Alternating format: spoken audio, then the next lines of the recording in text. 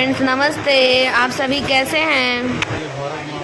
सभी लोग भिलाई जा रहे शिव महापुराण की कथा सुनने के लिए।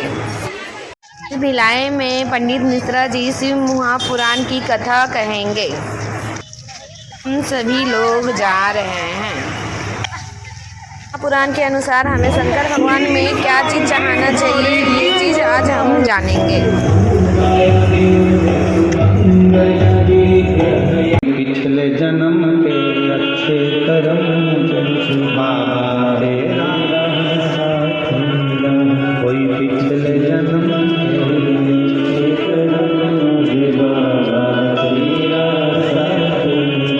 विमुषा का कोई पिछले जन्म का कोई अच्छा कर्म होगा।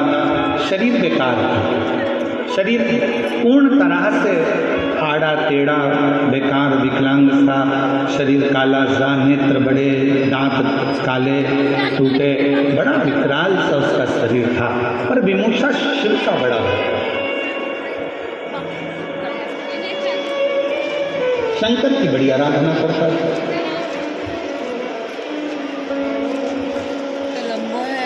जिस मार्ग से विमुषा निकल कर जाता था उस मार्ग से महिलाएं, पुरुष, बच्चे, बूढ़े कहीं विमुषा ना दिख जाए, उसका चेहरा देखेंगे तो hमारा दिन बेकार हो जाएगा, ये विचार करते थे गांव के लोग। और उसका मुख नहीं देखते, उसका मुख नहीं देखते। पर आज के ज़माने के लोगों को समझाए कौन कि उस भगवान ने जिसको पृथ्वी पर जन्मा है, चाहे वो बेटा हो, चाहे वो बेटी हो, चाहे वो गोरा हो, चाहे वो काला हो, चाहे वो कैसा भी हो, जिसको परमात्मा ने जन्म दिया वो कभी भी बेकार नहीं हो सकता। वो मेरे परमात्मा की भूमि पर रह रहा है, कैलाश बाबा की, शंकर जी की इस मृत्यु लोक में निवास कर रहा है, तो वो बेकार नहीं हो सकता। ये दुनिया की सोच है कि वो बेकार हो।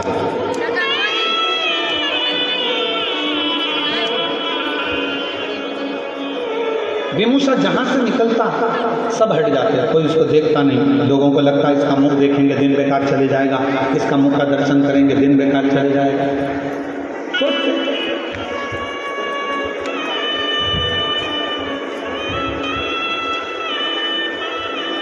और ऐसा हुआ है। एक नगर में एक राजा रहता था, उसका मालूम पड़ा हमारे नगर में एक व्यक्ति रहता है, बड़ा खोड़ला है, जिसके मुंह का दर्शन कर लो तो सुबह से भोजन नहीं मिलता।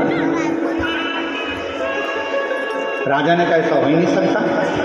राजा ने उस व्यक्ति को बुलाया, सभा में सवेरे उसका मुंह का दर्शन करा। दिन भर राजा व्यस्त रहा, भोजन नहीं कर पाया, शाम हो गई।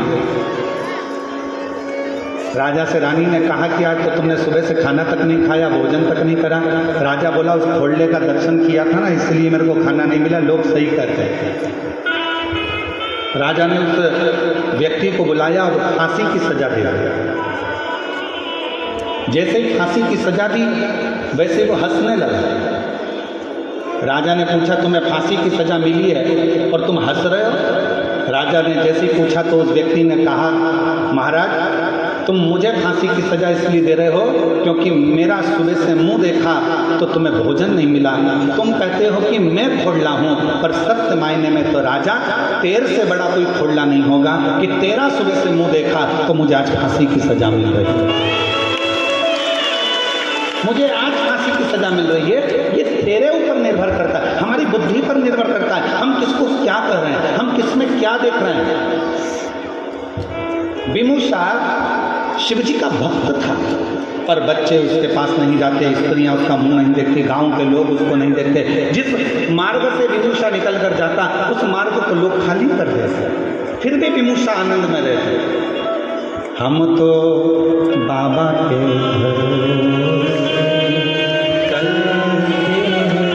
हमको बाबा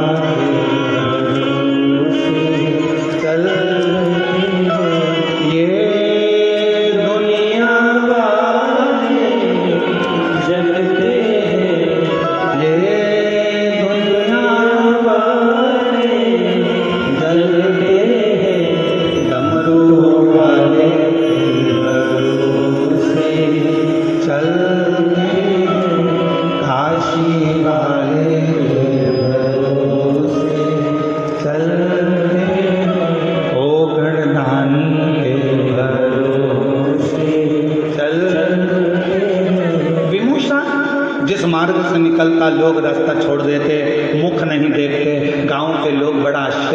चलते, विमुषा की ओर कोई जाता नहीं। अब जरा विचार करना, इतना गंदा रहने वाला, इतना गंदा दिखने वाला विमुषा शिव जी के मंदिर में सेवा करता, आनंद में उसका शरीर कई जगह से आड़ा टेढ़ा था, फिर भी शंकर की आराधना करता। और एक दिन ऐसा आया कि मेरे देव अधिदेव महादेव प्रसन्न होकर उसके सामने खड़े हो गए। खड़े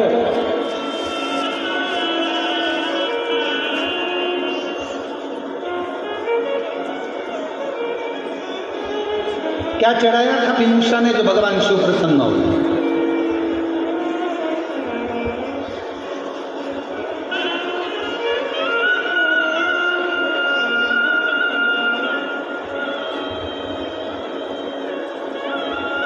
अरहर की पत्तियां। क्या चढ़ाया था? जम के बोलो जरा। अरहर की पत्तियां।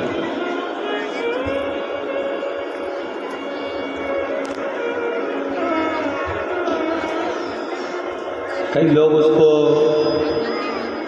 तुअर कहते हैं, कोई अरहर कहते हैं, कोई कुछ कहते हैं, उसकी पत्तियां।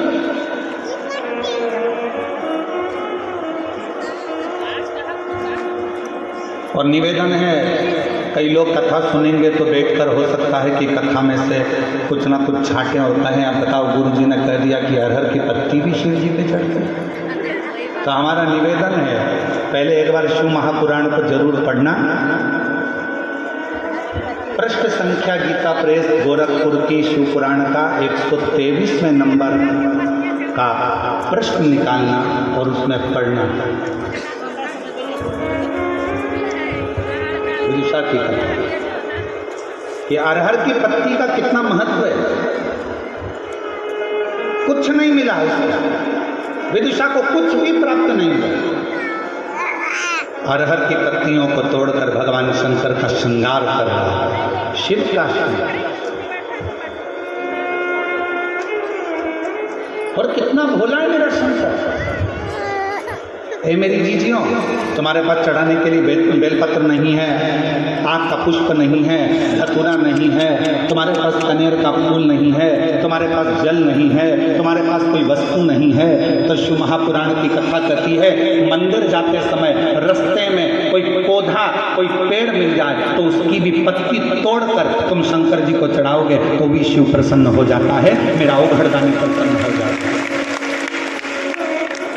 मेरे शंकर भगवान को प्रसन्न करना बहुत सरल है। भगवान शंकर को प्रसन्न करने के लिए कोई कह रहा है धतूरा जरूर होना चाहिए, ये फूल जरूर होना चाहिए, बेलपत्र जरूर होना चाहिए। और कई लोग सुबेरे सुबेरे प्रदोष के आप गूगल सर्च करोगे तो ऊपर लिखा हुआ जाता है, ये मत चढ़ा देना, शंकर जी रुष्ट हो जाएंगे। शिव महापुराण की कथा तो यह कहती है कि चोर चोरी करने गया, चढ़ाने को तो जान दो, वो खुद ही चढ़ गया। शंकर जी रुष्ट हुए क्या? जम के बोलो जरा। चोर खुद चोरी करने गया, शिव जी के ऊपर चढ़ गया, शंकर भगवान प्रसन्न होकर उसको वर प्रदान कर दिए और उस चोर को कुबेर बना दिया। जरा विचार करिए, लोग कहते हैं ये मत चढ़ा देना, शिव जी नाराज हो जाएंगे, ये मत चढ़ा, शंकर जी की पूजन में ये भूल मत कर देना। सुबेरे से गूगल आकर मोबाइल खोलते से ऊपर ही लाइन लिखी हो जाती है, ये मत करना, आज प्रदोष का दिन है, शिवरात्रि का दिन है, सोमवार का दिन है, सावन का महीना है, ये करोगे तो भगवान रुष्ट हो जाएंगे। मेरा शंकर भगवान कभी रुष्ट नहीं होता। अपनी औलाद से माँ बाप कभी बहुत देर तक रूठे नहीं रहते, कुछ गले लगा देते हैं, स्नेह करते हैं, आनंद करते हैं।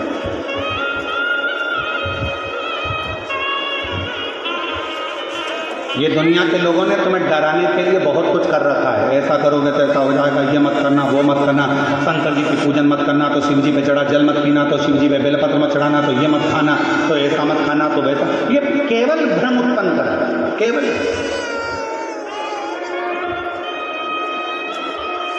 विदुषा क्या चढ़ा रहा है? अरहर की पत्ती, केवल अरहर की पत्ती से श्रृंगार। और श्रावण के महीने में आज पवित्र शिव महापुराण की कथा जो बोलबम समिति करा रही है, कथा के अध्यक्ष श्री दया सिंह जी प्रदेश अध्यक्ष इस कथा को जो लाभान्वित करा रहे हैं, इस पवित्र कथा में एक बात कहना चाहेंगे और बड़े सावधानी से सुनिएगा कि आपके पास में शिव जी को चढ़ाने के लिए यदि कुछ भी नहीं है, किसी भी पेड़ की पत्तियां, अब देखो यहाँ पर जो ये दया सिंह जी ने जो ये स्टेज बनाया, इसमें पेड़ लगा दिए उन्होंने। दया सिंह जी आपको साधुवाद है जो आपने प्रकृति की सुंदरता को जनमानस को प्रसिद्ध किया। ये जनमानस को प्रेरणा है। जब स्टेज पे पेड़ लग सकता है तो आप भी अपने अपने नगर में पेड़ जरूर लगा, वृक्षारोपण जरूर करिए, ये प्रेरणा दी जाए। साधुता आपको बहुत बहुत धन्यवाद। किसी वृक्ष की पत्ती को तोड़ा, शिव जी को समर्पित।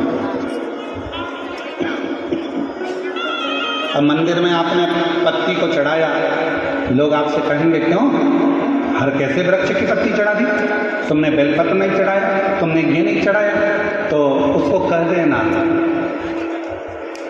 मेरा पिता है शिव, वो काल अधिपति महाकाल मेरा जगत का पिता है, मेरा पिता है मेरा शंकर। और मेरे शंकर को रिझाने के लिए बहुत दिखावे की नहीं, मेरे काल अधिपति महाकाल को रिझाने के लिए किसी दिखावे की नहीं, मेरे काल अधिपति महाकाल को रिझाने के लिए तो केवल मीठी वाणी से पुकार लो, मेरा महाकाल राजा प्रसन्न होकर वर दे जाता है। वर बना। विदिशा के पास में क्या था, केवल अरहर की पत्ती।